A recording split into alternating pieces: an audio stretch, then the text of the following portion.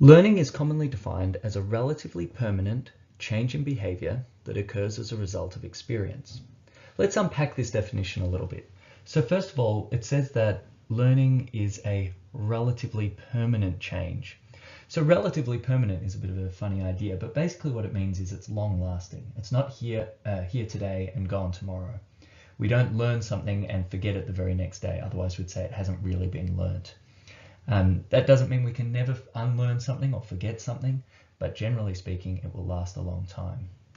It involves a change in behavior, and that change in behavior can be immediate or delayed. So for example, if I watched a tutorial on how to play tennis, and then 6 months later I applied what I'd learned and it changed the way I play tennis, then that would count as a change in behavior, even though the actual behavior was only demonstrated 6 months later.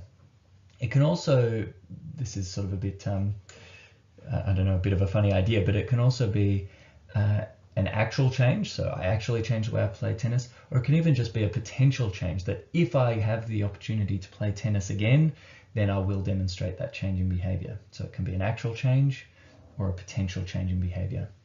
And last of all, it occurs as a result of experience, that we actually have to go through some kind of learning process in order to gain this new skill or new understanding for learning to have occurred.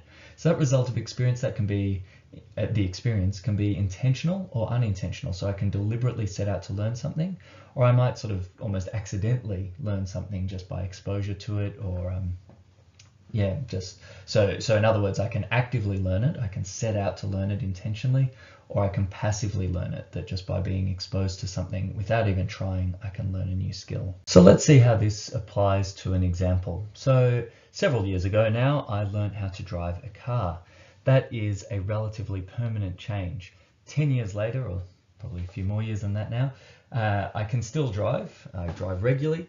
And even if I stopped for a few years, I think I'd still be able to quickly come back to it if I, lost my license for 12 months. When the 12 months was up, I reckon I'd be back into driving and my skill would be roughly the same as it is now. So it is relatively permanent. It's a long-lasting change.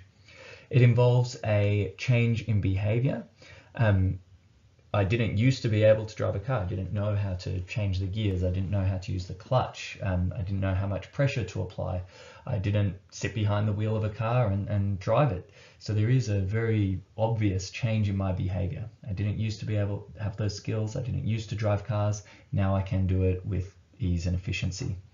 And finally, it did occur as a result of experience. I regularly saw my parents drive. Now, when I saw my parents drive, sometimes that was intentional. I was watching what they were doing very deliberately. Other times it was unintentional. I just happened to see them driving. But in both of those instances, although I was passive in that case, I was learning something. But I was also given direct instruction. So I also practiced driving the car, and my parents would give me feedback, and I'd try different things and see different things. So in that case, it was very intentional, and it was active as well. So that's a really simple example where you can see those three components of learning in action in a real example.